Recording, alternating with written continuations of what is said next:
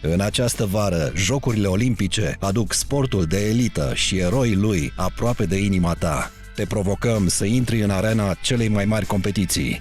Sportivul român pe care îl admiri?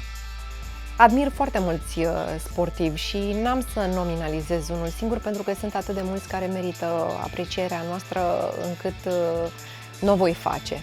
Dar apreciez extrem de tare profilul sportivului, pentru că știu ce presupune asta.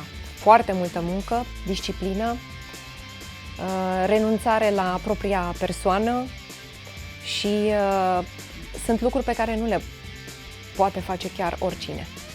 Jocurile Olimpice de la Paris se văd doar la televiziunea română, așa că haideți să le vedem împreună. Vezi interviul integral pe paginile noastre de socializare. Jocurile Olimpice Paris 2024 se văd din 26 iulie la televiziunea română.